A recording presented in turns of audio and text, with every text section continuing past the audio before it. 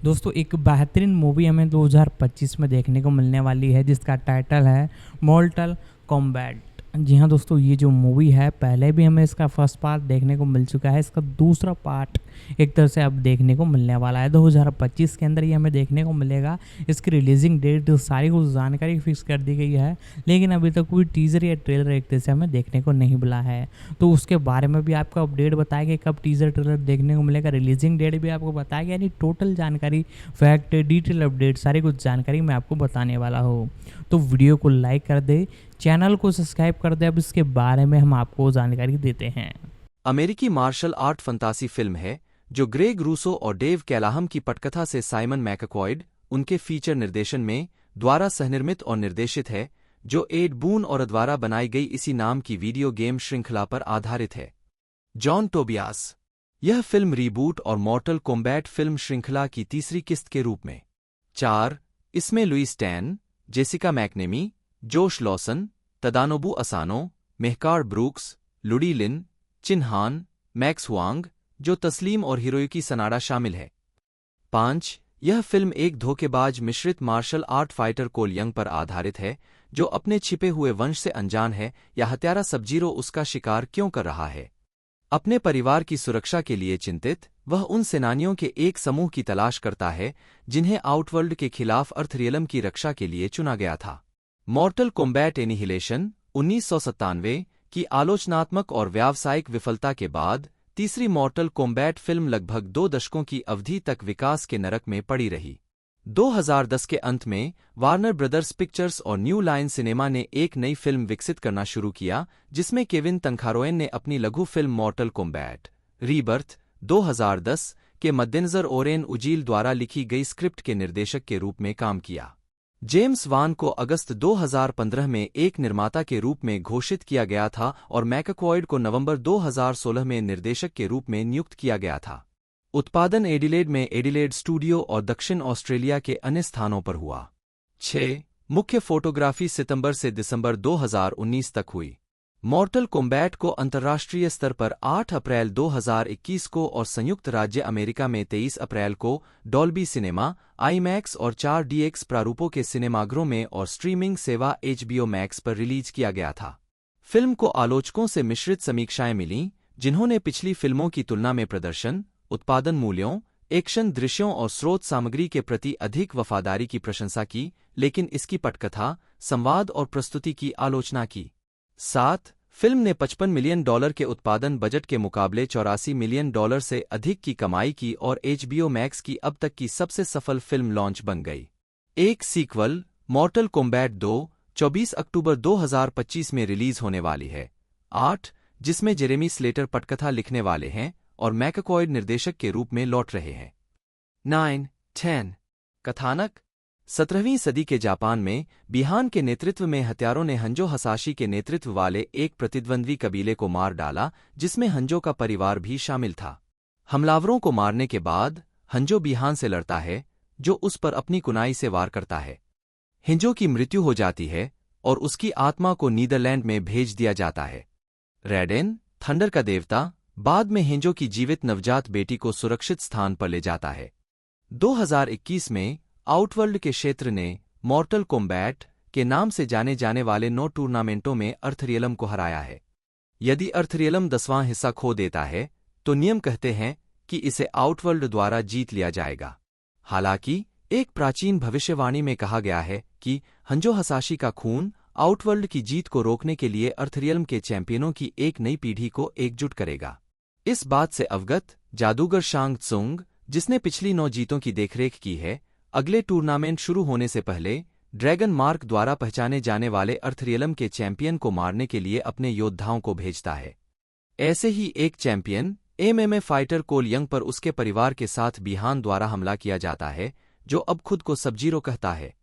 हालांकि विशेष बल के मेजर जैक्सन ब्रिग्स ने यंग्स को बचाया और उन्हें अपने साथी सोना ब्लेड को खोजने का निर्देश दिया, जिसके साथ वह मॉर्टल कॉम्बैट के अस्तित्व की जांच कर रहा था। जैक्स सबजीरो से लड़ने के लिए रुकता है, लेकिन इस प्रक्रिया में अपने हथियार खो देता है। कोल सोनिया के ठिकाने पर जाता है, जहां वह कानो नामक एक बंदी ऑस्ट्रेलियाई भाड़े के सैनिक से पूछताछ कर रही है। वह बताती है कि ड्रैगन मार्क को किसी भी व्यक्ति को हस्तांतरित किया जा सकता है जो मूल धारक को मार देता है। उन पर शांग त्सुंग के हत्यारे सिजोथ ने हमला किया, जिसे कानो ने कोल और सोन्या की मदद से मार डाला। वे रेडेन के मंदिर की यात्रा करते हैं और अर्थरियल्म चैंपियन लियू कांग और कुंग लाओ और खुद रेडेन से मिलते हैं, जो नए लोगों की आलोचना करते हैं। वे जैक्स को भी ढूंढते हैं, जिसे रेडेन ने बचाया था और उसे यांत्रिक हथियारों का एक सेट लगाया था। शांग त्सुंग मंदिर पर हमला करने का प्रयास करता है, लेकिन रेडेन द्वारा घुसपैठ से इसे बचाने पर उसे रोक दिया जाता है। कोल और कानो अपने अर्चना को अनलॉक करने के लिए कांग और कुंग लाओ के साथ प्रशिक्षण लेते। एक बहस के दौरान कानो अपने आर्काना को जगाता है, जो उसकी दाहिनी आंख से लेजर शूट करने की क्षमता है। इस बीच कोल अपने आर्काना को जगाने में असमर्थ है। निराश होकर रेडेन ने कोल को उसके परिवार के पास वापस भेज दिया और खुलासा किया कि वह हसाशी का वंशज है।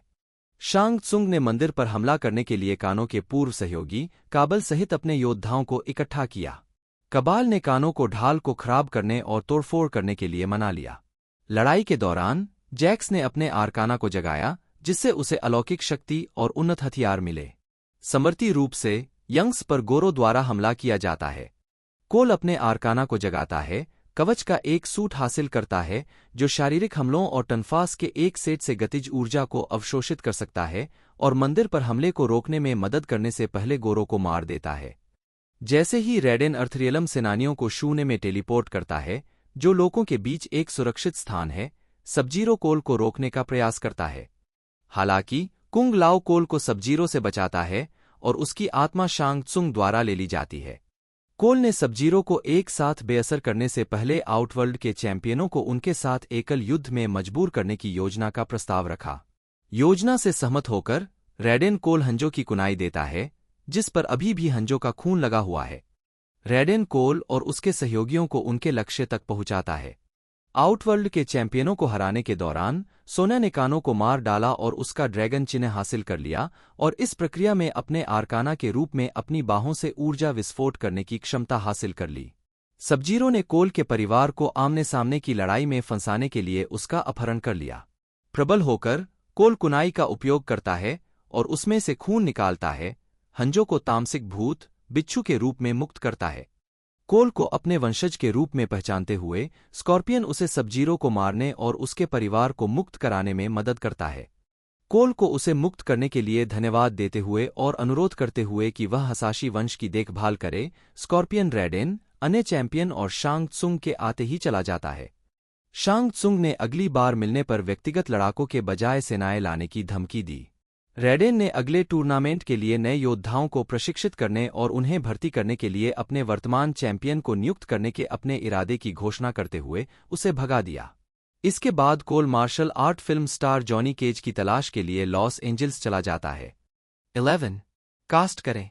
लुइस टैन कोलियंग के रूप में 12, सोनिया ब्लेड के रूप में जेसिका मैकनेमी, कानो के रूप में जोश लॉसन, मेहकार ब्रूक्स जैक्स के रूप में, लियू कांग के रूप में लुडी लिन, कुंग लाओ के रूप में मैक्स हुआंग, रेडेन के रूप में तदानोबू असानो, शांग त्सुंग के रूप में चिन्हान, बिहान बटा सबजीरो के रूप में जो तस्लीम 13, हिरोयुकी सनादा हंजो हसाशी स्कॉर्पियन के रूप में, एमिली यंग के रूप में मटिल्डा किम्बर 14, 15, एलिसन यंग के रूप में लॉरा ब्रेंट 15, सिसी स्ट्रिंगर मिलिना के रूप में 16, नितारा के रूप में मेल जर्नसन, रीको के रूप में नाथन जोन्स, कबाल के रूप में डेनियल नेल्सन 17, कबाल के रूप में डेमन हेरिमन आवाज, गोरो के रूप में एंगस सैम्पसन आवाज।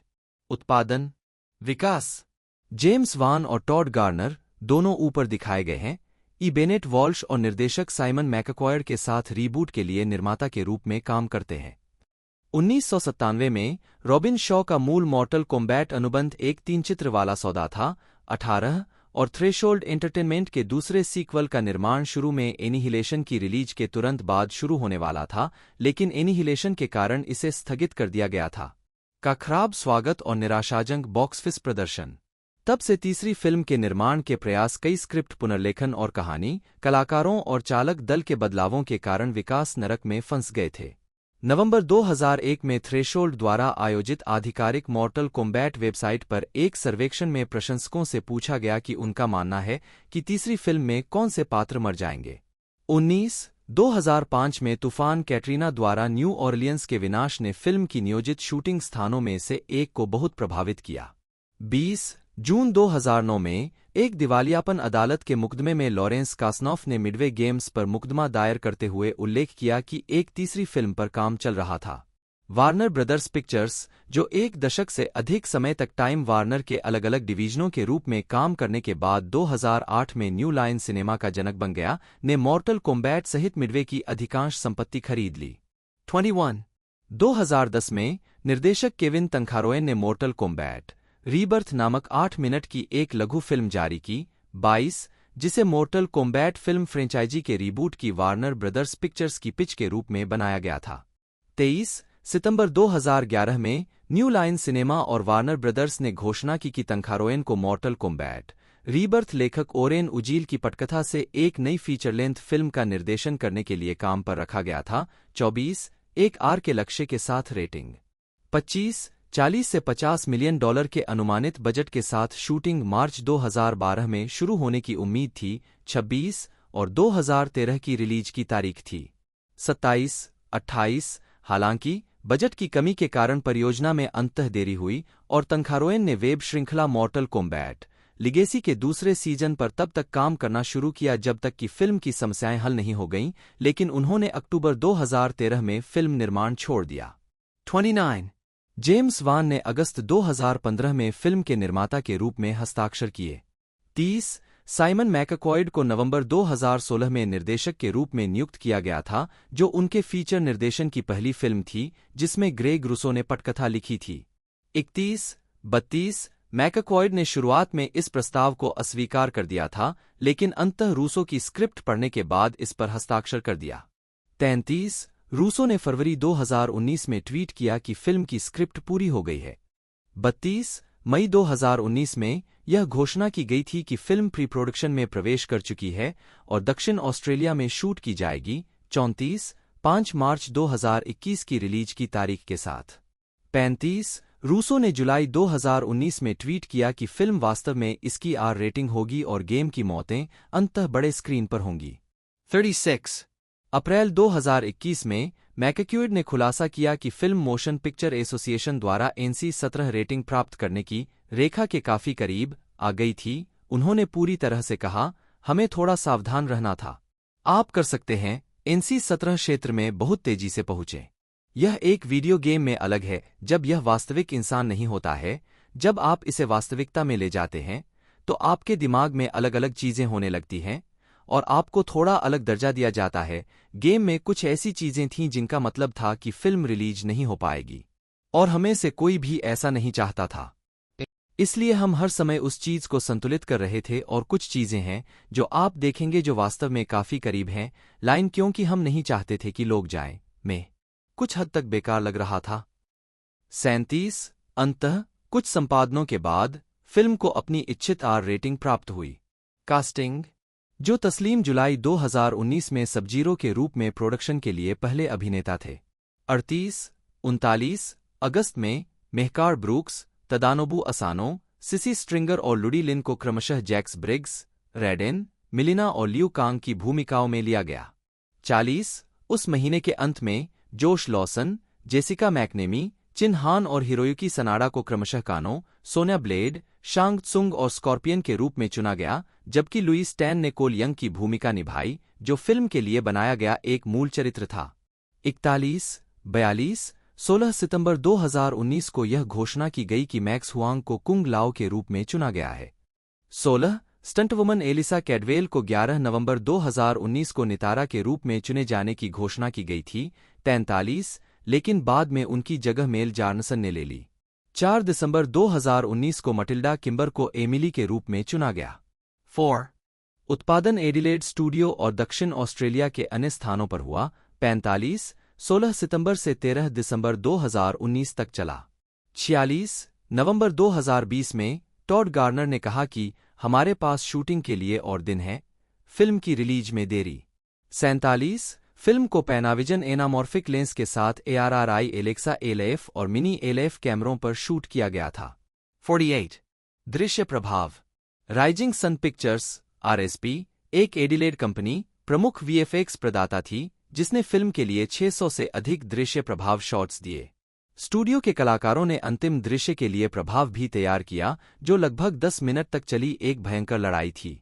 49 RSP ने फिल्म पर अपने काम के लिए 2021 में AEAF स्पेशल मेरिट अवार्ड जीता। 50 संगीत। मुख्य लेख मॉर्टल कॉम्बैट 2021 साउंड ट्रैक। मॉर्टल कॉम्बैट का स्कोर बेंजामिन वॉल्फिस्क द्वारा तैयार किया गया था। 51 मार्च 2021 में निर्देशक साइमन मैकक्वायर ने खुलासा किया कि वॉल्फिस्क ने वास्तव में परियोजना पर आधिकारिक तौर पर काम पर रखे जाने से पहले फिल्म के लिए रचनाएं शुरू कर दी थीं और फिल्म में द इमोर्टल्स के ट्रैक टेक्नो सिंड्रोम का एक नया संस्करण शामिल होगा। 52 वॉल्फिश द्वारा निर्मित। रिलीज। मार्केटिंग।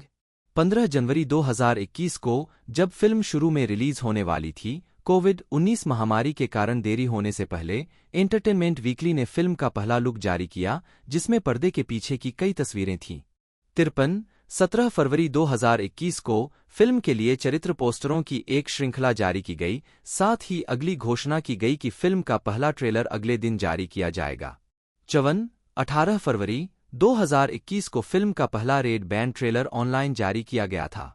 55 56 फिल्म का पहला ट्रेलर एक महीने बाद द सुसाइड स्क्वाड के पहले ट्रेलर के रिलीज होने तक सबसे ज्यादा देखा जाने वाला रेड बैंड ट्रेलर बन गया था। 57 58 नाटकीय और स्ट्रीमिंग। मॉर्टल कॉम्बैट को 8 अप्रैल 2021 से शुरू होकर अंतर्राष्ट्रीय स्तर पर नाटकीय रूप से रिलीज किया गया था। 59 और बाद में संयुक्त राज्य अमेरिका में 23 अप्रैल 2021 को डॉल्बी सिनेमा, IMAX और 4DX और HBO मैक्स दोनों थिएटरों में रिलीज किया गया था। 60 फिल्म मूल रूप से 5 मार्च 2021 को रिलीज होने वाली थी जिसे 15 जनवरी 2021 तक बढ़ा दिया गया। 61 नवंबर 2020 में निर्माता टॉड गार्नर ने पुष्टि की कि सिनेमाघरों के फिर से खुलने तक फिल्म में देरी होगी। कोविड-19 महामारी के कारण 47 अंततः इसे 3D में 16 अप्रैल को रिलीज करने की तारीख तय की गई। 62 अपनी सभी 2021 फिल्मों की योजना के हिस्से के रूप में वार्नर ब्रदर्स ने फिल्म को एक महीने के लिए HBO मैक्स सेवा पर एक साथ स्ट्रीम किया, जिसके बाद फिल्म को सामान्य होम मीडिया रिलीज शेड्यूल अवधि तक हटा दिया गया। 63 उत्तरी अमेरिका के बाहर सेवा की HBO मैक्स की उपलब्धता में कमी के कारण अन्यत्र HBO मैक्स रिलीज होने के बावजूद ऑस्ट्रेलिया और न्यूजीलैंड में फिल्म को जनवरी 2022 में नेटफ्लिक्स पर रिलीज किया गया था। 64 मार्च 2021 के अंत में फिल्म को एक सप्ताह के लिए 23 अप्रैल तक के लिए विलंबित कर दिया गया था।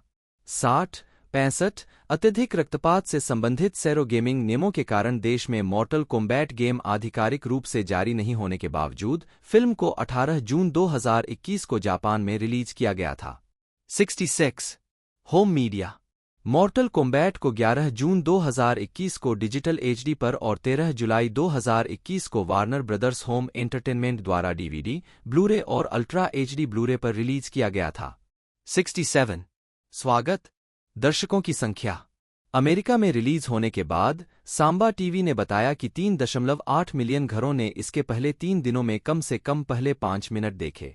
68 इसे अपने पहले सप्ताह के दौरान 4.3 मिलियन घरों में देखा गया। 69 और पहले 17 दिनों में 5.5 मिलियन घरों में HBO मैक्स शीर्षक के लिए एक रिकॉर्ड।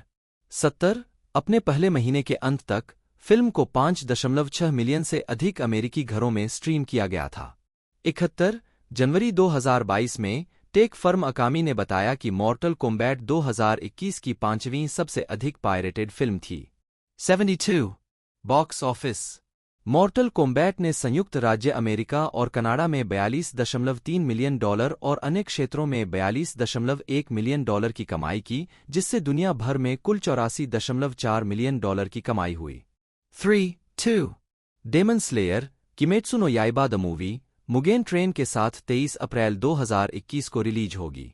मॉर्टल कॉम्बैट को मूल रूप से अपने घरेलू शुरुआती सप्ताहांत में 10 से 12 मिलियन की कमाई का अनुमान लगाया गया था। फिल्म ने रिलीज के पहले दिन 3073 थिएटरों से $9 मिलियन कमाए। अनुमान को बढ़ाकर $19 मिलियन कर दिया गया है। इसने बॉक्स ऑफिस पर शीर्ष स्थान हासिल करते हुए $23.3 मिलियन की कमाई की। 73, 74 अपने दूसरे सप्ताहांत में फिल्म 73% गिरकर $6.2 मिलियन पर आ गई और Demon Slayer, Kimetsu no Yaiba the movie, Mugen Train $6.4 million, 75 और अपने तीसरे सप्ताहांत में $2.4 मिलियन के बाद दूसरे स्थान पर रही। 76 अपने शुरुआती अंतर्राष्ट्रीय सप्ताहांत में फिल्म ने 17 देशों से $10.7 मिलियन की कमाई की, जिसमें सबसे बड़ा बाजार रूस $6.1 मिलियन था। 77 अपने दूसरे सप्ताहांत में फिल्म ने 28 देशों से $5.7 मिलियन की कमाई की। 78 आलोचनात्मक प्रतिक्रिया। समीक्षा एग्रीगेटर वेबसाइट रॉटन टोमाटोज पर 298 आलोचकों की 55% समीक्षाएं सकारात्मक हैं, जिनकी औसत रेटिंग 5.410 है। वेबसाइट की आम सहमति पड़ती है, काफी हद तक स्रोत सामग्री के प्रशंसकों के लिए, लेकिन घातक दोषों से दूर, मॉर्टल कॉम्बैट उचित रूप से हिंसक अंदाज में फ्रैंचाइज को पुनर्जीवित करता है। 79 मेटाक्रिटिक, जो भारित औसत का उपयोग करता है, ने 43 आलोचकों के आधार पर फिल्म को 100 में से 44 का स्कोर दिया, जो मिश्रित या औसत समीक्षाओं को दर्शाता है। 80 सिनेमास्कोर द्वारा सर्वेक्षण किए गए दर्शकों ने फिल्म को A+ से F पैमाने पर B+ का औसत ग्रेड दिया। 73 द रैप के अलोंसो डुराल्डे ने लिखा, मार्शल आर्ट एक्शन में रुचि रखने वाले दर्शकों को एसी के साथ मुकाबला उस तरह से फीका लगेगा जिस तरह से हाथ की लड़ाई तब होती है जब यह डिजिटल प्रभावों से दब जाती है।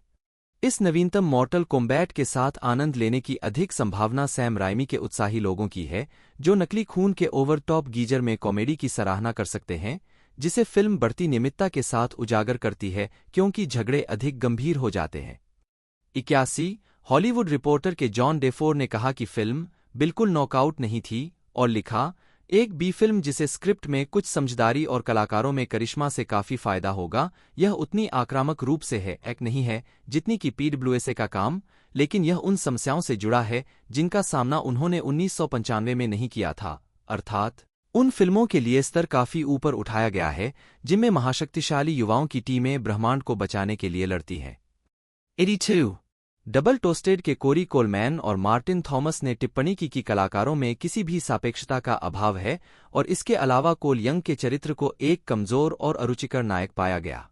83 साउथ चाइना मॉर्निंग पोस्ट के जेम्स मार्श ने एक सकारात्मक समीक्षा देते हुए कहा, निर्देशक साइमन मैकक्वायर फिल्म के वीडियो गेम की उत्पत्ति को समझते हैं और उसका सम्मान करते हैं, जिसमें संवाद की यादगार लाइनें और सिग्नेचर फाइट मूव्स शामिल हैं।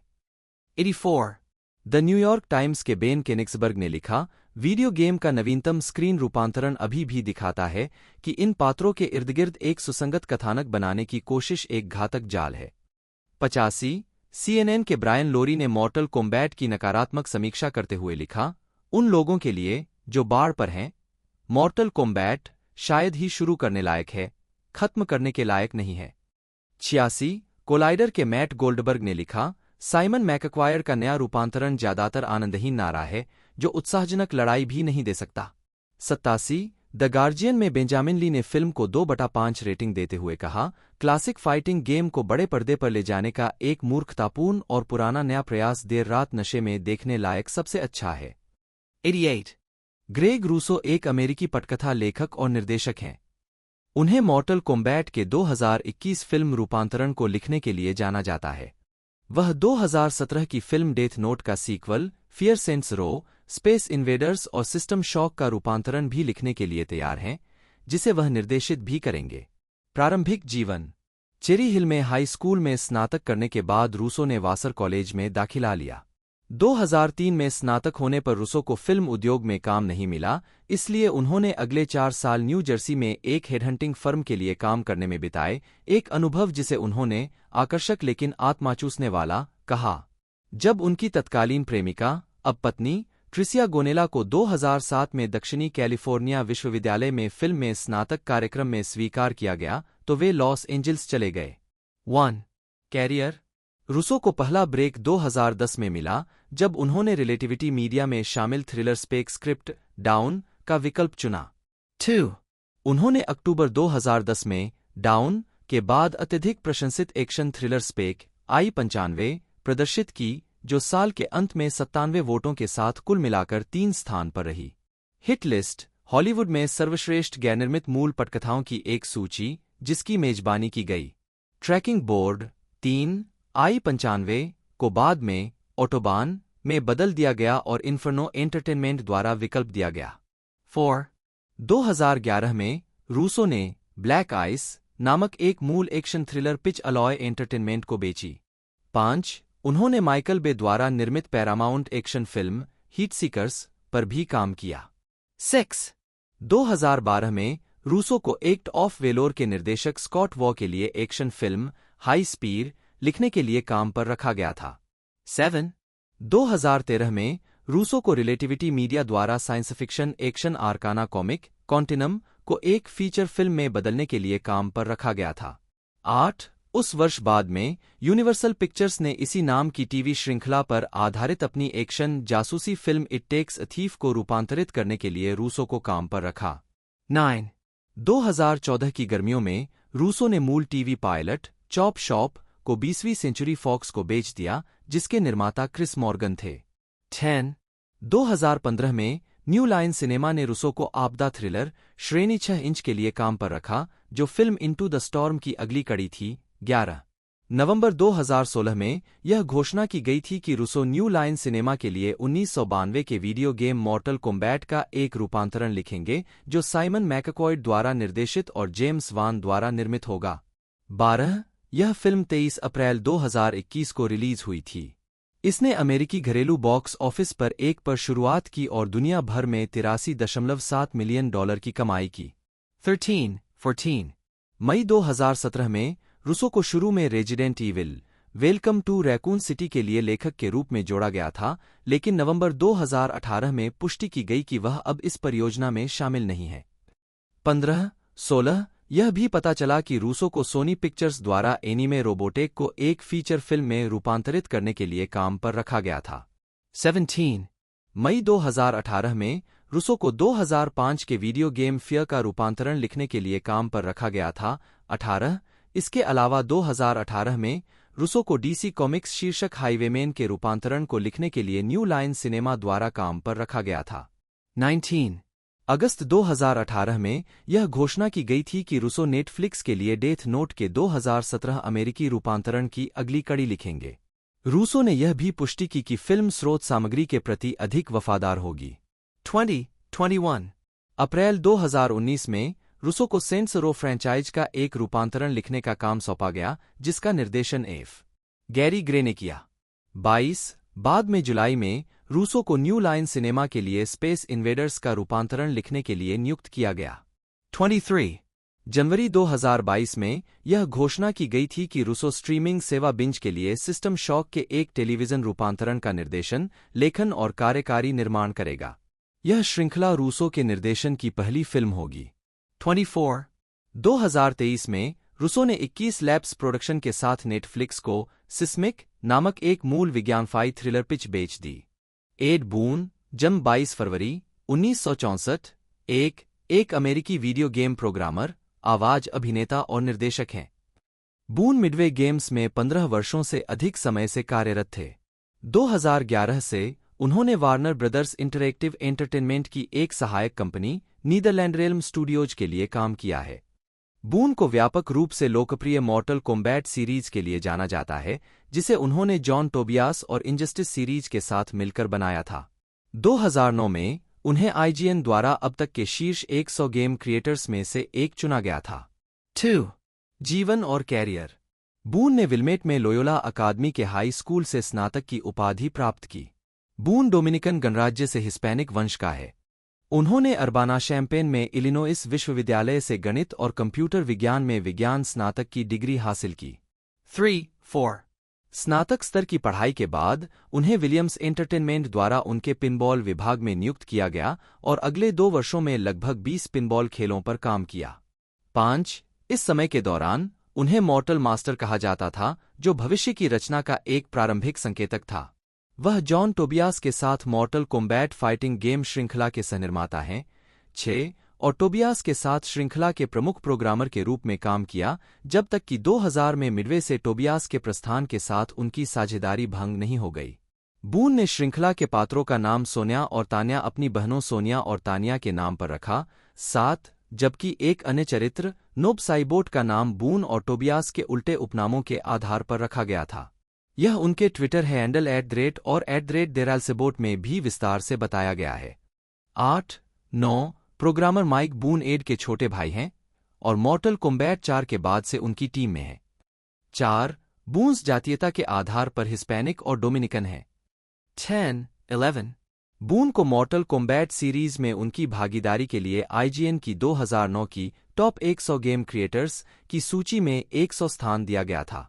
12 वह एम के फ्रेंचाइज और इसके मल्टीमीडिया साइड प्रोजेक्ट से सीधे जुड़े हुए हैं और उन्होंने गेम्स के लिए वॉइस एक्टिंग और मोशन कैप्चर का काम भी किया है, सबसे खास तौर पर कम हियर और गेट ओवर हियर कैचफ्रेज के लिए आवाज प्रदान करना, जो स्कॉर्पियन द्वारा सीरीज की हर किस्त के साथ साथ पहली 2 फीचर फिल्मों मॉर्टल कॉम्बैट और मॉर्टल कॉम्बैट एनिहिलेशन में बोले गए थे।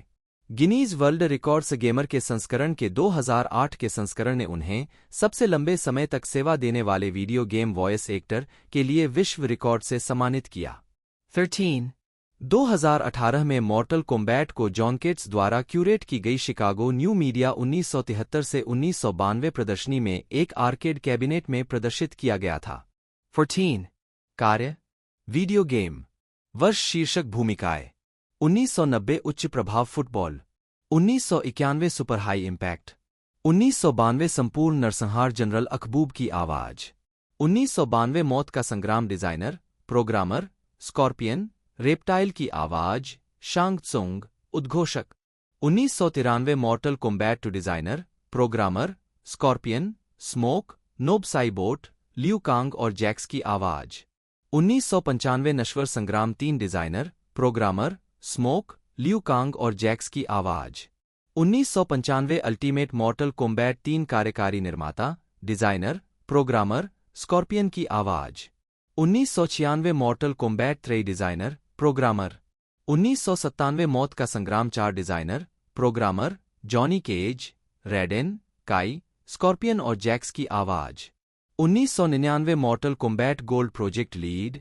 साइराक्स की आवाज 2001 Grid 2002 Mortal Kombat Deadly Alliance team lead game design programming Scorpion की आवाज 2004 Mortal Kombat Deception project lead game design programming Scorpion Reiko Subzero और नोब साइबोट की आवाज 2005 मॉर्टल कॉम्बैट शाओलिन मॉन्क्स कार्यकारी निर्माता स्कॉर्पियन की आवाज 2006 मॉर्टल combat Armageddon creative director 2008 मॉर्टल combat बनाम DC universe creative director team leader 2011 मौत का संग्राम टीम लीडर क्रिएटिव डायरेक्टर अतिरिक्त आवाजें जॉन टोबियास एक अमेरिकी कॉमिक बुक कलाकार graphic designer video game designer और लेखक हैं।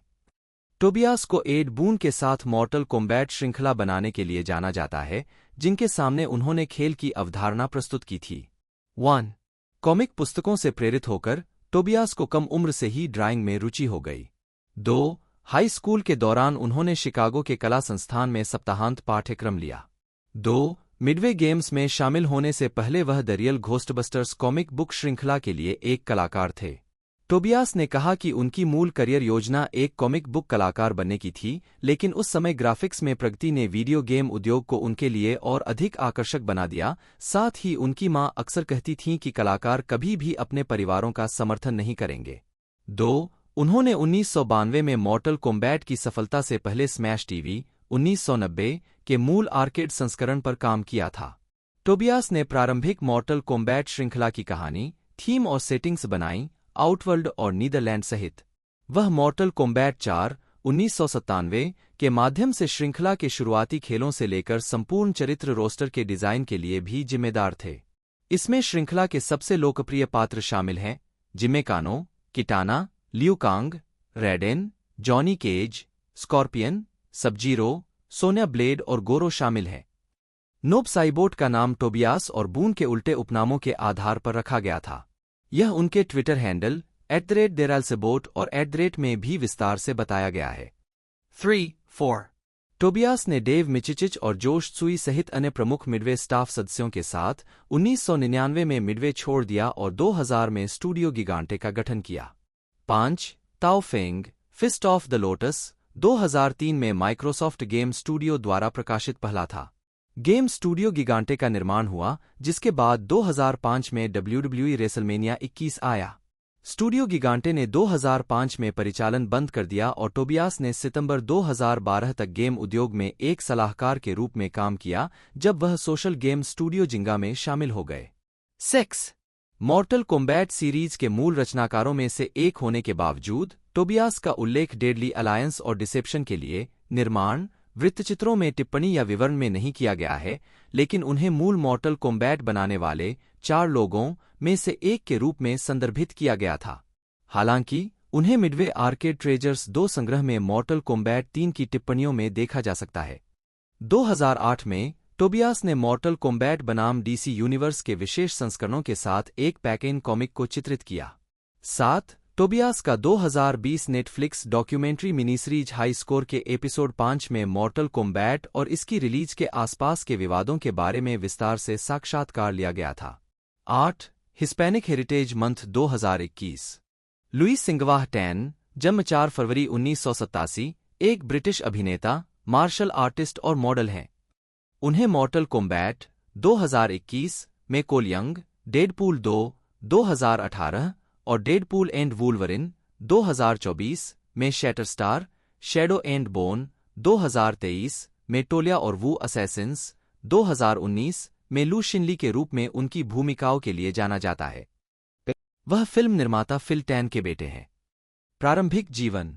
लुइस सिंगवाह टैन का जन्म 4 फरवरी 1987 को सैलफोर्ड, ग्रेटर मैनचेस्टर में हुआ था, जो एक सेवानिवृत्त British fashion model Joan Cassidy और एक चीनी सिंगापुर के मार्शल कलाकार, अभिनेता और स्टंट समन्वयक फिलिप टैन के 4 बेटों में सबसे बड़े थे। 1, 2, 3 टैन के पिता ने उन्हें छोटी उम्र से ही मार्शल आर्ट में प्रशिक्षित किया। उनके भाई सैम एक अभिनेता हैं, उनके भाई बेन एक निर्देशक हैं और उनके भाई इवान एक फोटोग्राफर हैं। टैन का परिवार लॉस एंजल्स चला गया जब उसके पिता को टिम बर्टन की 1989 की फिल्म बैटमैन के लिए लड़ाई समन्वयक के रूप में नियुक्त किया गया। वह बड़े होते हुए चीन, फ्रांस और स्पेन में भी रहे। टैन ने किशोरावस्था में ही थिएटर का प्रशिक्षण लेना शुरू कर दिया था। 4, 5, 6, 7 कैरियर। द हैंगओवर पार्ट 3 और ओलंपस है फॉलन जैसी फिल्मों में टैन की छोटी सहायक भूमिकाएं थीं। 8. उन्होंने CSI, Miami, CSI, NY, NCIS, Los Angeles, हवाई 5 से 0-24 और रश ओवर जैसे टेलीविजन शो में काम करना शुरू किया। 8. 2016 में टैन को नेटफ्लिक्स टेलीविजन श्रृंखला आयरन फिस्ट के पहले सीजन में अतिथि भूमिका में लिया गया था। उन्होंने झोऊ चेंग की भूमिका निभाई। उसी वर्ष टैन को जेरार्ड बटलर अभिनीत action film Dane of thieves में कास्ट किया गया। 9. टैन ने AMC टेलीविजन श्रृंखला इनटू द बैडलैंड्स के तीसरे सीजन में ग्यूस चाउ के रूप में अभिनय किया। 10. 2018 में टैन ने सुपरहीरो फिल्म डेडपूल 2 में शैटरस्टार के रूप में अभिनय किया। 11. उसी वर्ष यह घोषणा की गई कि टैन को नेटफ्लिक्स अपराध नाटक श्रृंखला वू असैसिन्स में लू शिनली की नियमित भूमिका के लिए चुना गया था। 12. टैन ने sequel film Fistful of Vengeance में अपनी भूमिका दोहराई। 13. इसे 17 फरवरी 2022 को रिलीज किया गया। 14. अगस्त 2019 में टैन को मॉर्टल कॉम्बैट रीबूट में कोल यंग के रूप में कास्ट किया गया था। 15, 16, 17 फिल्म 23 अप्रैल 2021 को रिलीज हुई थी। 18, 19 वह पहले मॉर्टल कॉम्बैट मीडिया फ्रेंचाइजी से जुड़े थे जब उन्होंने अप्रकाशित वेब श्रृंखला मॉर्टल कॉम्बैट एक्स के लिए कुंग जिन के रूप में फिल्मांकन किया था। पीडिया। इस भूमिका के लिए टैन को लाइव एक्शन मीडिया प्रोडक्शंस के अनुभवी एक्शन निर्देशक गैरेट वॉरेन द्वारा भर्ती किया गया था। 8 अप्रैल 2021 में टैन को डेविड इग्नाटियस के द क्वांटम स्पाई थ्रिलर उपन्यास पर आधारित आगामी टेलीविजन रूपांतरण में CIA अधिकारी है रिस चांग की प्रमुख भूमिका में लिया गया। 22 मई 2021 में टैन को रोमांटिक कॉमेडी अबाउट फेट में एम्मा रॉबर्ट्स के साथ कास्ट किया गया था, जिसे मारियस बाल्किनासवीसबर्ग द्वारा निर्देशित किया गया था। 23 जनवरी 2022 में यह घोषणा की गई थी कि टैन नेटफ्लिक्स के शैडो एंड बोन के दूसरे सीजन में तोल्या यूल बटार की भूमिका निभाएंगे। 24-25 टैन को मय थाई, कुंग फू, जुजित्सु और जापानी कटाना तलवारबाजी सहित कई शैलियों का उपयोग करके अपने स्टंट खुद करने के लिए जाना जाता है। 5 फिल्मोग्राफी। जेसिका मैकनेमी एक ऑस्ट्रेलियाई अभिनेत्री हैं। वह ऑस्ट्रेलिया में 7 नेटवर्क टेलीविजन कार्यक्रमों होम एंड अवे और पैकर टू द राफ्टर्स में भूमिकाएं निभाकर प्रसिद्ध हुईं। 2014 से 2015 तक उन्होंने यूएसए नेटवर्क श्रृंखला सायरन में गश्ती अधिकारी थेरेसा केली के रूप में अभिनय किया। उनकी फिल्मी भूमिकाओं में the vow 2012, chips 2017, battle of the sexes 2017, the Meg 2018 और मॉर्टल कॉम्बैट 2021 शामिल हैं। कैरियर। मैकनेमी ने 7 network soap opera home and away में लिसा डफी की भूमिका निभाते हुए एक भूमिका हासिल की। 1 उन्होंने टेलीविजन श्रृंखला पैकर टू द राफ्टर्स में सेमी राफ्टर की भूमिका निभाई। 2 2009 में McNamee dancing with the stars की 9वीं श्रृंखला में एक प्रतियोगी थे। डांसर स्टेफानो ओलिवियरी के साथ उनकी भागीदारी थी और वे फाइनल से पहले ही बाहर हो गए थे। 3 पैकर टू द राफ्टर्स में सैमी की भूमिका ने मैकनेमी को उस भूमिका द्वारा बनाई गई अच्छी लड़की की छवि को खोने के लिए उत्सुक कर दिया। श्रृंखला निर्माण ब्रेक में उन्होंने विभिन्न भूमिकाएं निभाने का निर्णय लिया। 2 उन्होंने horror film The Loved Ones में अभिनय किया। 4 जिसका प्रीमियर 2009 में टोरंटो इंटरनेशनल फिल्म फेस्टिवल में हुआ। 5 2010 के मध्य में उन्होंने लघु फिल्म 50 से 50 बनाई। मैकनेमी को 2012 की फिल्म द वॉव में एक भूमिका मिली। उन्होंने रेचेल मैकएडम्स और चैनिंग टैटम के साथ टोरंटो में इस परियोजना को फिल्माया। उन्होंने फिल्म में काम करने को असली अनुभव बताया। 6 2013 में वह एक विशेष अतिथि कलाकार के रूप में अंतिम सीजन के लिए पैकर टू द राफ्टर्स में लौट आईं। 2014 से 2015 तक मैकनेमी ने यूएसए नेटवर्क टीवी श्रृंखला सायरन में अभिनय किया। उन्होंने शिकागो पुलिस अधिकारी थेरेसा केली की भूमिका निभाई और शो में मुख्य किरदार थीं। 7 2017 में उन्होंने बैटल ऑफ द सेक्सेस में टेनिस खिलाड़ी मार्गरेट कोर्ट की भूमिका निभाई। 8 2018 में मैकनेमी ने ड्रामा फिल्म द नेबर में विलियम फिचन के साथ जेना की मुख्य भूमिका निभाई। 9 उन्होंने ब्लॉकबस्टर द मेग में मेगालोडन शिकारी जोनास टेलर, जेसन स्टैथम की पूर्व पत्नी लोरी की भूमिका निभाई। 7 2019 में मैकनेमी क्राइम थ्रिलर फिल्म टिड्स में इजी की भूमिका निभाते हुए दिखाई दिए। 10 अगस्त 2019 में मैकनेमी को मॉर्टल कॉम्बैट में सोनिया ब्लेड के रूप में लिया गया था और इसे अप्रैल 2021 में रिलीज किया गया था। 11-12 2020 में McNamee horror film black water एबिस में दिखाई दिए। 13 उन्होंने राइस वेकफील्ड की ड्रामा पॉडकास्ट श्रृंखला फ्रॉम नाउ में आवाज देने का काम भी किया। 14 2021 में मैकनेमी को horror thriller film the visitor में कास्ट किया गया था। 15 व्यक्तिगत जीवन। मैकनेमी का जन्म सिडनी में हुआ था। 16 वह अभिनेत्री पेनी मैकनेमी की बहन है। साथ ही उनकी 2 बहनें और एक भाई भी हैं। 17-18 उनकी भतीजी अभिनेत्री टीगन क्रॉफ्ट हैं। 18 उनके चचेरे भाई Daniel McNamee band art versus science में है। अप्रैल 2019 में उन्होंने प्रॉपर्टी डेवलपर पैट्रिक कारुसो से शादी की। 19 फरवरी 2010 में McNamee the Fred hollows foundation के राजदूत बने।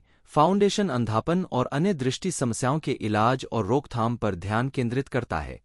20 मैकनेमी फाउंडेशन के मिरेकल क्लब का प्रतिनिधित्व करता है, जो समर्थकों को मासिक योगदान देने के लिए प्रोत्साहित करता है, जिससे उन देशों में लोगों की दृष्टि बहाल हो जाएगी जहां फाउंडेशन काम करता है। 21 तादानोबु सातो तादानोबु, जन्म 27 नवंबर 1973, जिन्हें उनके मंच नाम तादानोबु असानो तादानोबु से बेहतर जाना जाता है, एक जापानी अभिनेता हैं। उन्हें इलेक्ट्रिक ड्रैगन 80,000 में dragon eye Morrison, Ichi the killer में काकीहारा, ब्राइट फ्यूचर में मोमरू अरिता, गोहाटो में ह्योजो ताशिरो, जटोइची में Hattori Gennosuke, last life in the universe, a man in survive में उनकी भूमिकाओं के लिए जाना जाता है।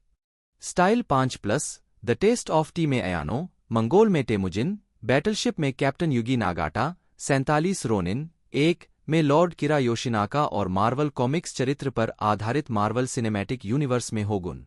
2016 में वह मार्टिन स्कोर्सेसे की साइलेंस में दुभाषिया के रूप में दिखाई दिए। 3 साल बाद उन्होंने रोलैंड एमेरिच के मिडवे 2019 में रियर एडमिरल टैमन यामागुची की भूमिका निभाई। उन्होंने 2021 की फिल्म मॉर्टल कॉम्बैट में वज्रदेवता रेडेन की भूमिका निभाई और आगामी सीक्वल में अपनी भूमिका को फिर से निभाएंगे। जेम्स क्लेवेल की पुस्तक पर आधारित एक सीमित श्रृंखला शोगुन में लॉर्ड काशिगी याबुशिगे के चित्रण के लिए असानो ने 2024 में अधिक व्यापक पहचान हासिल की। प्रारंभिक जीवन।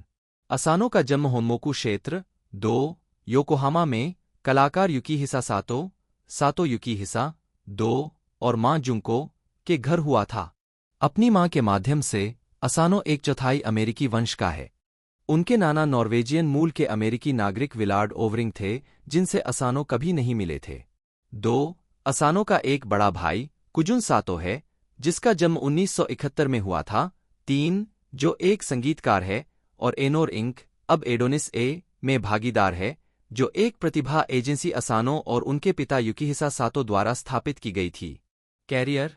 असानो के पिता, जो कि एक एक्टर्स एजेंट थे, ने उन्हें 16 साल की उम्र में टीवी शो किम्पाची सेंसेई में अपनी पहली अभिनय भूमिका निभाने का सुझाव दिया था। उनकी फिल्मी शुरुआत 1990 में स्विमिंग अपस्ट्रीम बटाशी किंग्यो से हुई थी। हालांकि उनकी पहली बड़ी आलोचनात्मक सफलता शुंजी इवाई की फ्राइड ड्रैगन फिश 1993 में थी। अंतर्राष्ट्रीय स्तर पर उनकी पहली आलोचनात्मक सफलता हिरोकाजू कोरेएडा की मबोरोशी नो हिकारी 1995 थी, जिसमें उन्होंने एक ऐसे व्यक्ति की भूमिका निभाई थी जो बेवजह खुद को ट्रेन के सामने फेंक देता है, जिससे उसकी पत्नी विधवा हो जाती है और उसका नवजात बेटा अनाथ हो जाता है। उन्होंने 2001 में छद्म डॉक्यूमेंट्री डिस्टेंस में कोरेएडा के साथ भी काम किया। अंतर्राष्ट्रीय स्तर पर उनकी सबसे प्रसिद्ध कृतियां समुराई फिल्में गोहाटो उर्फ टैबू 1999। असानो ने कात्सुहितो इशी की 2003 की film The test of T में अभिनय किया, जिसका प्रीमियर 2004 के कांस फिल्म फेस्टिवल में हुआ था। वह थाई निर्देशक पेनेक रत्नारुआंग की last life in the universe 2003 में मुख्य अभिनेता के रूप में दिखाई दिए और रत्नारुआंग की 2006 की अनुवर्ती फिल्म इनविजिबल वेव्स में अभिनय किया। 2007 में उन्होंने सर्गेई बोड्रोव की ऑस्कर नामांकित फिल्म मंगोल में युवा चंगेज खान की भूमिका निभाई। 4. विलंज वाइफ 2009 में उन्होंने एक शराबी लेखक की भूमिका निभाई, जिसमें कहा गया था कि चूंकि वह शराब नहीं पीते हैं, इसलिए उन्होंने अपना प्रदर्शन उन लोगों पर आधारित किया जिन्हें वे जानते हैं। 5. 2011 में उन्होंने मार्वल स्टूडियोज की फिल्म थॉर में असगडियन योद्धा होगुन वॉरियर्स 3 के सदस्य और थॉर के साथी के रूप में अभिनय किया। 6. उन्होंने 2013 की थॉर द डार्क वर्ल्ड 7 और 2017 की थॉर रग्नारोक में भूमिका दोहराई। 8. असानो 2021 मॉर्टल कॉम्बैट रीबूट में रेडेन के रूप में दिखाई दिए। 9. सितंबर 2021 में असानो को जेम्स क्लेवेल उपन्यास पर आधारित एक सीमित श्रृंखला शोगुन के कलाकारों के हिस्से के रूप में घोषित किया गया था। 10. अपने अभिनय करियर के अलावा असानो ने अपनी तत्कालीन पत्नी चारा के लिए व्यावसायिक टीवी स्पॉट का निर्देशन किया। 11. उन्होंने 1996 में निर्देशक सोगो इशी के साथ बैंड मैक 1.67 का गठन किया और पीस पिल और सफारी बैंड में भी अभिनय किया। 12. वह एक कलाकार और एक मॉडल हैं, विशेष रूप से जापानी फैशन डिजाइनर जून ताकाहाशी और ताकेओ किकुची के लिए, जिनके लिए उन्होंने वोंग कारवाई द्वारा निर्देशित व्यावसायिक स्थानों की एक श्रृंखला फिल्माई, जिसमें लघु फिल्म WKW 1996 भी शामिल है। 55inchhk.net असानो और उनके पिता पहले अभिनेता की एजेंसी एनोर इंक अब एडोनिस चलाते थे, लेकिन वे 2022 में चले गए। एजेंसी छोड़ने के बाद उन्होंने इसे अपना समर्थन देना जारी रखा। 13. व्यक्तिगत जीवन। इवाई के पिकनिक 1994 के सेट पर असानो की मुलाकात जेपॉप गायक चारा से हुई। उनकी शादी मार्च 1995 में हुई थी, जबकि चारा अपने पहले बच्चे सुमिरे नाम की एक बेटी से गर्भवती थी, जिसका जन्म उसी वर्ष 4 जुलाई को हुआ था। 14. 1999 में उनका एक बेटा हुआ जिसका नाम हिमी है। 15. जुलाई 2009 में चारा ने अपनी वेबसाइट पर घोषणा की कि यह जोड़ा तलाक ले रहा है। उन्हें अपने दोनों बच्चों की कस्टडी मिली। 16. अगस्त 2022 में असानो ने अपने ट्विटर और इंस्टाग्राम अकाउंट के माध्यम से घोषणा की कि उन्होंने मॉडल और अभिनेत्री कुरुमी नाकाटा जन्म 1991 से शादी कर ली है, जिनके साथ वह 6 साल से डेटिंग कर रहे थे। 17 पुरस्कार। असानो ने एकरी के लिए 1997 के जापानी अकादमी पुरस्कारों में सबसे लोकप्रिय कलाकार का पुरस्कार जीता और 2004 में जेटोइची में अपने प्रदर्शन के लिए सर्वश्रेष्ठ सहायक अभिनेता की श्रेणी में नामांकित किया गया। Last life in the universe में उनकी भूमिका के लिए उन्हें 2003 के वेनिस फिल्म फेस्टिवल में सर्वश्रेष्ठ अभिनेता का अपस्ट्रीम पुरस्कार भी मिला।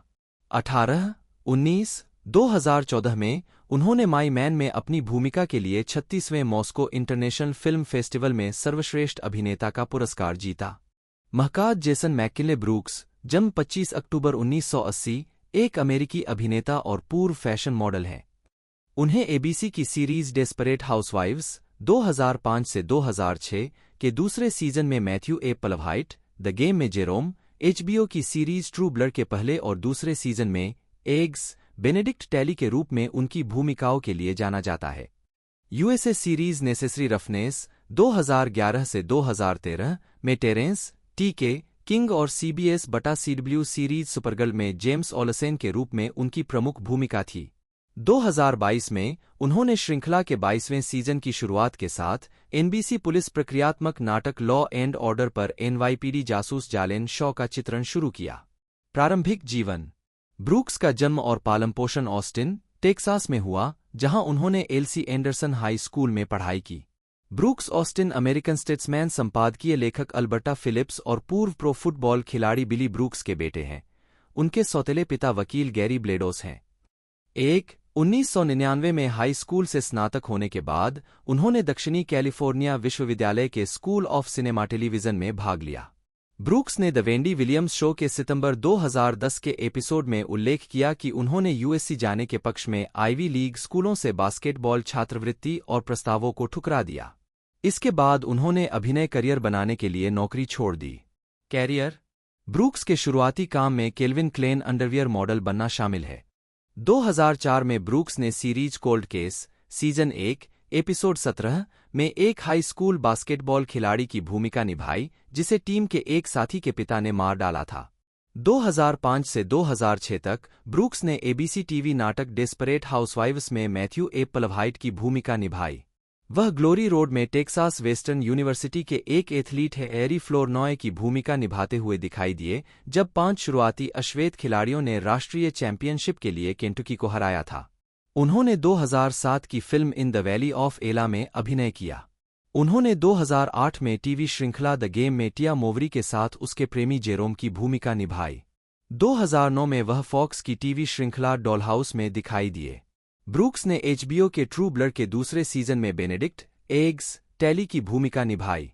जनवरी 2010 से वह अब रद्द हो चुकी एबीसी श्रृंखला द डीप एंड में वकील मैल्कम बेनेट के रूप में दिखाई दिए। उन्होंने हाल ही में स्टेट फार्म इंश्योरेंस टेलीविजन विज्ञापन में द गेम के पूर्व सहकलाकार गैब्रियल डेनिस के साथ नए प्रेमी की भूमिका निभाई है। ब्रूक्स एबीसी डॉक्यूमेंट्री शैली की ड्रामा टेलीविजन श्रृंखला माई जनरेशन में दिखाई दिए जिसका प्रीमियर फॉल 2010 में हुआ था। शो केवल 2 एपिसोड के बाद रद्द कर दिया गया था। 2 वह यूएसए नेटवर्क श्रृंखला नेसेसरी रफनेस के कलाकारों में शामिल थे जो 29 जून 2011 को शुरू हुई थी। इस शो में ब्रूक्स को टेरेंस, टीके, किंग के रूप में दिखाया गया था जो न्यूयॉर्क हॉक्स के लिए एक फुटबॉल खिलाड़ी था जिसके गुस्से के कारण उनकी टीम को आवश्यकता होती थी उसे चिकित्सक को देखने के लिए। 2013 में आवश्यक खुरदरापन रद्द कर दिया गया था। 3 ब्रूक्स ने law and order special victims unit episode में प्रिंस मिलर के रूप में अतिथि भूमिका निभाई जो एक बास्केटबॉल सुपरस्टार है जिसके साथ बचपन में उसके कोच ने छेड़छाड़ की थी और जे अब्राम्स के शो अल्काट्राज में एक बम निरोधक विशेषज्ञ के रूप में अतिथि भूमिका निभाई थी।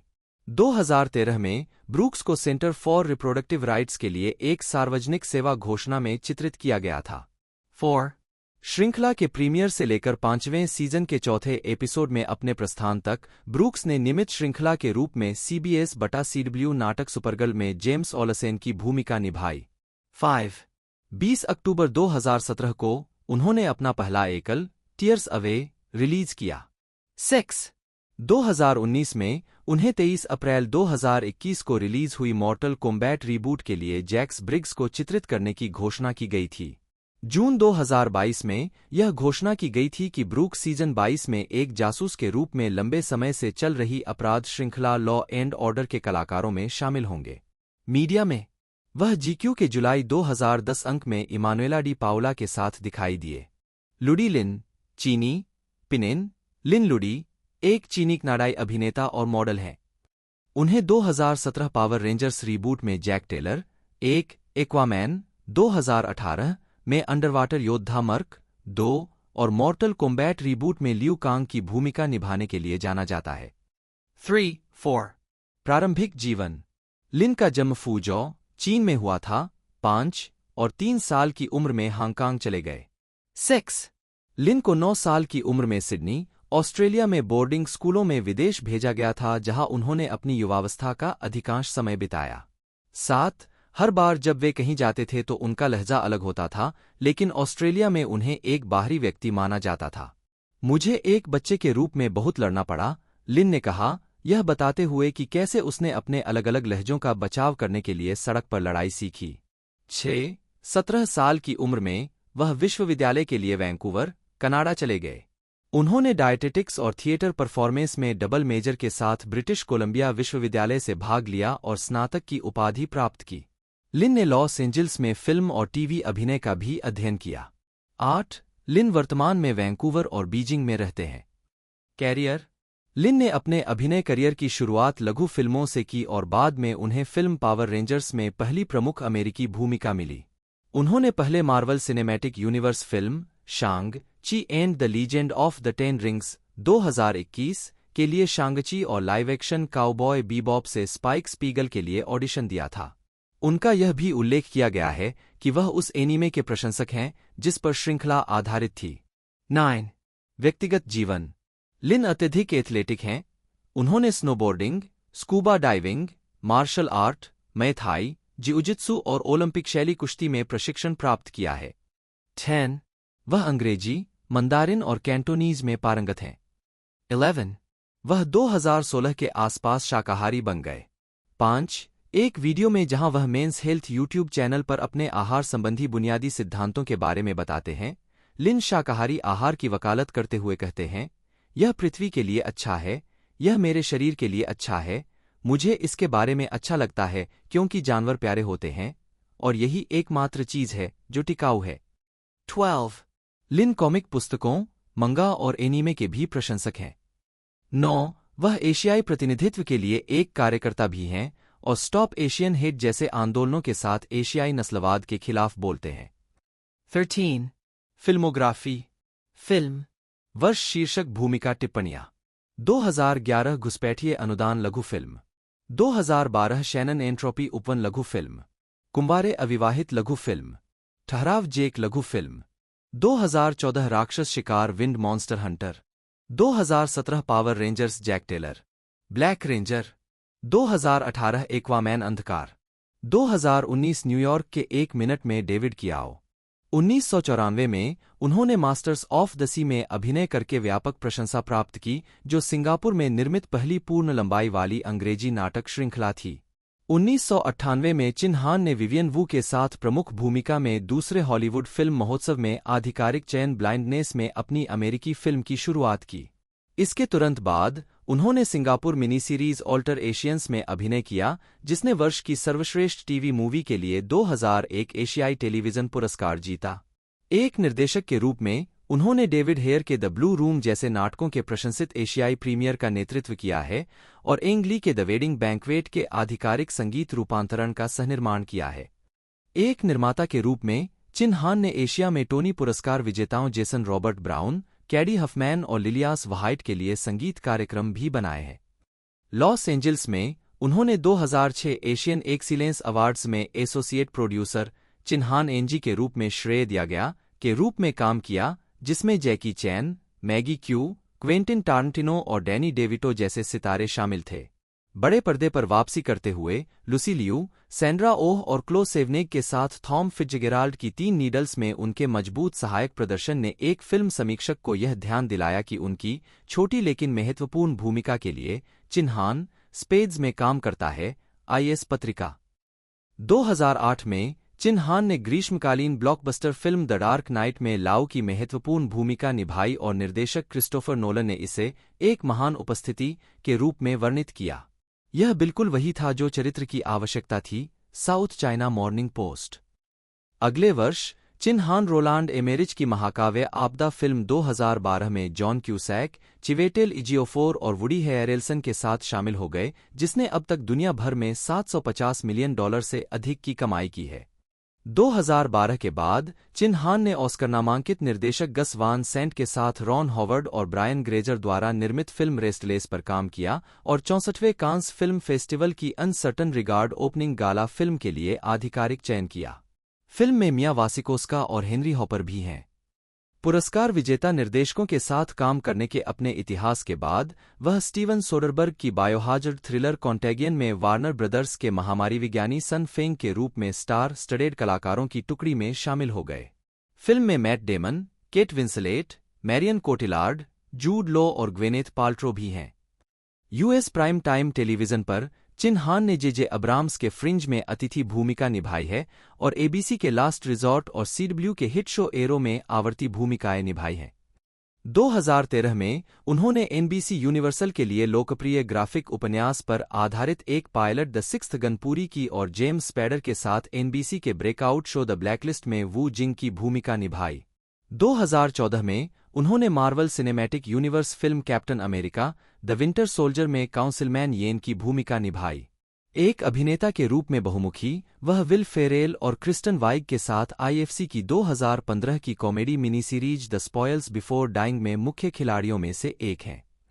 एशिया में वापस चिन हान ने फाइनल रेसिपी में मिशेल योह के साथ अभिनय किया है, जो दक्षिण कोरिया की सबसे बड़ी मनोरंजन कंपनी सीजे एंटरटेनमेंट द्वारा निर्मित सेलिब्रिटी शेफ के बारे में एक अंतर्पीढ़ीगत नाटक है। एचबीओ एशिया की अभूतपूर्व श्रृंखला सेरांगून रोड के लिए अंतर्राष्ट्रीय कलाकारों का नेतृत्व करते हुए चिन हान के अन्य एशियाई क्रेडिट में प्रशंसित चीनी लघु कहानी A Different Sun and a Sweet Life from China hit निर्माता निंग हाओ का चीन अमेरिका सह उत्पादन शामिल है। 2015 में चिन हान को नेटफ्लिक्स श्रृंखला मार्को पोलो में चांसलर जिया सिदाओ के रूप में उनकी यादगार भूमिका के लिए आलोचकों की प्रशंसा मिली और उसके बाद स्वतंत्रता दिवस पुनरुत्थान की लंबे समय से प्रतीक्षित अगली कड़ी में निर्देशक रोलैंड एमेरिच के साथ दूसरा सहयोग मिला।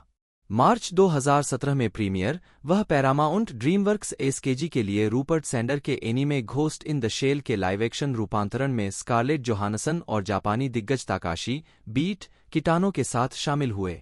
चिन हान की नवीनतम फिल्में यूनिवर्सल की $125 मिलियन की एक्शन डिजास्टर पिक्चर स्काईस्क्रेपर हैं, जिसमें ड्वेन जॉनसन और नेव कैंपबेल उनके साथ हैं, और न्यू लाइन की 2021 मॉर्टल कॉम्बैट, जिसमें शांग त्सुंग ने भूमिका निभाई है।